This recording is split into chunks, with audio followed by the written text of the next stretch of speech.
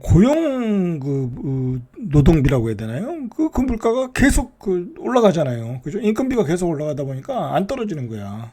그럼 뭐 미국에 요즘 점심 저녁 먹는 음식값이 얼마나 비싸요. 참 그럼 미국도 문제가 있는 거예요. 이거 그런 거 보면. 자, 이에 대해서 연준의 연리 금리나 시점 및 횟수에 대해서 시장의 신중론은 확산될 것으로 보인다. 그러니까 이미 올해는 금리 인하가 많아야 한 번, 진짜 많아야 두 번. 그러니까 시장은 이미 그건 악재로 받아들이고 흡수를 했어요. 그래서 나스닥이 그것 때문에 떨어지지는 않아요. 보니까 나스닥이 그것보다는 실적이 안 나오면 떨어지는 것 같아요. 이제 금리 인하 기대감에 대한 소멸, 그 악재는 어느 정도 흡수를 한 것 같아요. 어제 시장을 봐도. 자, 연준이 보니까 고용 증가세는 여전히 강하고 실업률은 낮다. 고용 증가세가 강하니까 고용비가 올라가겠죠. 그래서 인플레이션은 지난 1년간 완화됐으나 여전히 높다. 이건 당연한 얘기고. 최근 몇 달간 위원회의 물가 목표인 2%를 향한 추가적인 진전이 필요하다. 그죠? 부족했다. 물가 인상이 2%대를 와야 되는데 이건 지금 꼼짝도 안 하고 있으니까 오히려. 또 경제 전망이 불확실하다면서 위원회는 인플레이션 리스크에 매우 고도의 주의를 기울이고 있다. 이런 표현들이 아주 시장을 유축시키는 거죠. 인플레이션 리스크가 아직도 크게 상존하고 있다라는 거죠. 그래서 3월 회의 때와 비교하면 최근 물가 목표인 2%를 향한 추가적인 진전이 필요하다. 금리 인하 계획이 아직은 없다. 이 정도 얘기가 되니까 12월 달 정도 가야 한번 인하하지 않겠냐, 이제 그런 얘기를 하는 거예요. 실제로 최근 미국의 경제 지표에서 인플레이션이 둔화되는 조짐을 찾기가 어렵다. 그렇죠. 연준이 중시하는 인플레이션 지표인 3월 근원 개인 소비 지출 PCE 가격 지수는 전년 동월 대비 2.8%나 상승했고 2월과 같은 증가율을 기록하고 있다. 그죠? 개인 소비 지출이 계속 늘어나고 있다는 거야. 그리고 3월 소비자 물가 지수도 전년 동월 대비 3.5% 오르면서 시장 예상치를 윗돌았다. 이러니까 이제 금리 인상 얘기까지 나온 거죠. 자, 제롬 파월 연준 의장은 앞서 지난달 16일에도 최근 지표는 올해 현재까지 2% 물가 목표를 복귀하는데 추가적인 진전이 부족했다. 앞에 선 얘기고, 높은 인플레이션이 지속된다면 현재의 긴축적인 통화 정책 수준을 필요할 만큼 길게 유지할 수 있다. 그러니까 이제 계속해서 이 정도의 금리로 갈 수밖에 없다라는 거죠. 자, 그래서 어쨌든 시중에 돈이 많으니까 아직도 이런 인플레이션이 있다 생각을 하니까, 자, 연준이 이번 회의에서 오늘 6월부터 양적 긴축 속도를 줄이기로 했다. 근데 이건 좀 반대되는 얘기죠. 오히려 돈에 요즘 금리가 자꾸 올라가니까 자꾸 돈을 더 풀겠다는 얘기잖아요. 이거는 이제 돈을 수거해가는 속도를 좀 줄이겠다라는 거잖아요. 그럼 시중에 돈이 많아지는 거잖아요. 그죠? 이게 앞뒤가 좀 안 맞는 말 같아. 자, 이에 관해 연준은 6월부터 월별 국채 상환 한도를 600억 달러, 그러니까 하나로 한 82조에서 250억 달러로 축소해 보유증권의 감소 속도를 줄일 거다.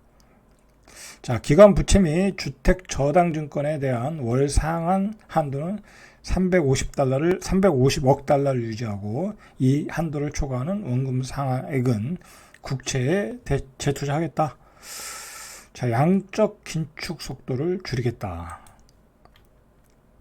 자, 대차 대조표 축소라고 불리는 양적 긴축, 그러니까 돈을 이제 수거하는 거죠.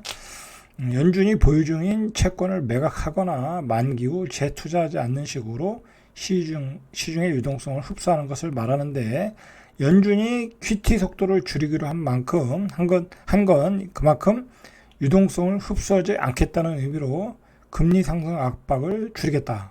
그죠? 금리 상승 압박을 줄이겠다라는 얘기죠. 그러니까 이게 자꾸 금리가 올라가니까 이것도 걱정이거든요.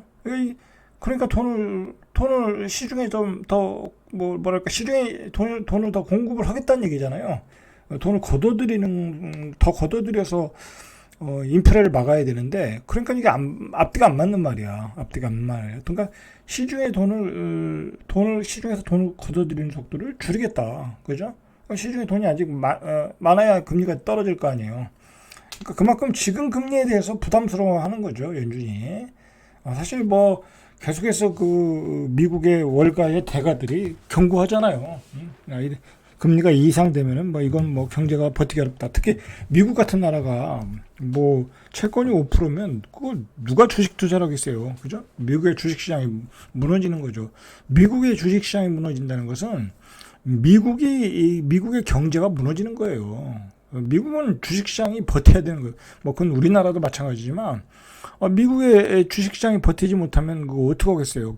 기업들이. 그죠? 난리가 나는 거예요. 그죠? 그런 의미에서 금리를 내려줘야 미국 주식시장이 올라가거든. 자, 그러니까 지금 연준의 입장은 애매한 것 같아요. 지금 인플레이션도 잡아야 되고, 그 다음에 주식시장도 살려야 되고, 그 두 개 다 하려다 보니까 뒤죽박죽 돼버린 거죠. 자, 연준의 결과에 2년물 국채금리가 그러니까 덜 매파적인 그런 발언을 하면서 5% 아래, 막5%막 거의 가까이 찍었잖아요. 그래서 이게 2년물이 4.92, 한 0.5 bp 그 정도 내렸어요. 자, 여러분들, 이게 우리가 참 뭐 너무 어렵게 생각할 거 없어요. 어렵게 생각하세요. 정리하면은 뭐 올해 금리 인하는 한 차례나 두 차례, 그냥 한 차례 정도, 많아야 한 차례, 진짜 많으면 두 차례. 그 정도 생각하시고 계획을 짜시면 돼요. 그리고 미국의 주식시장에 대해서도 여러분들이 너무 걱정할 게 없는 게 이게 결국은 미국의 주식시장은 우상향이에요. 우상향인데 그 속도 조절을 하는 게 연준이에요. 파월 연준. 연준 같은 경우도 이제 주식시장이 좀 안 좋으면 덜 매파적인 발언을 하는 거예요. 예, 그렇게 보시면 돼요. 자, 그런데 우리가 한번 진짜 고민을 해야 되는 게 뭐냐면, 미국의 물가가 너무 비싸다라는 거야. 그죠? 미국의 물가가. 자, 그거의 원인은 미국의 재정 적자다. 자, 세계 곳곳에서 막 전쟁이 일어나면 미국은 지원을 안 해줄 수가 없어요. 뭐, 우크라이나에서 지금 손을 떼고 나올 수가 없잖아요. 그죠? 만약에 우크라이나에서 미국이 뭐 그냥 러시아가 먹든 말든 뭐 상관없다고 우크라이나에서 철수해버리면 예전에 아프가니스탄에서도 그런 경우가 있었지만 그럼 미국의 패권을 그냥 포기하겠다는 거야. 그러면 누가 미국을 믿어요? 옆에서 미국에서 또 뭐 은근히 또 전쟁을 또 이렇게 한 것도 있는데 미국을 믿고 한 거잖아요. 우크라이나는 솔직한 얘기로. 근데 미국이 안 해주겠다 그러면 안 도와주겠다 그러면 세계 어느 나라도 이제 미국을 불신하는 거죠. 그죠? 그러니까 결국은 이 미국이란 나라가 전 세계의 패권국이 되려면 달러를 계속 공급할 수밖에 없어. 그리고 미국 입장에서도 세계 패권을 유지하려면 달러를 막 풀어서 막 세계에다 뿌리는 게 좋은 거예요, 사실은. 그죠? 이제 너무 많이 뿌리니까 인플레이션이 생기고 금리가 올라가서 자국 경제가 흔들리니까 문제지. 이제 그런 밸런스를 찾아가는 것 같아요. 시장이 이제 현명하게 찾아가야 되는데 문제는 너무 인건비가 비싸다. 그죠? 그건 이제 그런 것도 있는 것 같아. 미국이 개인적으로 볼 때 그 인건비가 자꾸 올라가는 것은 불법 이민을 안 받잖아. 그죠? 외국에서 이민 쿼터제를 하면서 뭐 그냥 옛날엔 막 쿼터제 없이 그냥 막 계속 받아들여가지고 인건비가 쌌는데 이제 그게 이제 화이트 칼라들의 백인들의 불만으로 인해서 트럼프가 등장하면서 트럼프가 등장하면서 결국은 그거에 대한 불만이 생겼잖아요. 자, 우리 일자리를 짝짝 뺏어간다.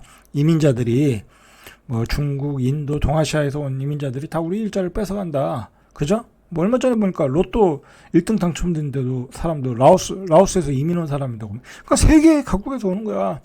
이제 그걸 줄여 나가다 보니까 인건비가 올라가고 뭐랄까요, 이 인플레이션이 생기고 그런 문제에 있는 것 같아요. 그러니까 내부적으로도 문제가 있고 그런 문제가 있고 외부적으로는 계속 확장해 나가야 되고, 그죠? 뭔가 정리가 필요해야 되는데 지금 뭐 바이든은 그거 정리할 수 있는 그런 수준 능력은 아닌 것 같고 트럼프는 또 반대로 그 폐쇄주의적이잖아요. 완전히 그 자국 위주의 정책이잖아요. 그죠? 자, 그런 상황이다라고 보시면 될 것 같아요. 자, 이상 절대값TV의 명품 PD 한 PD였습니다.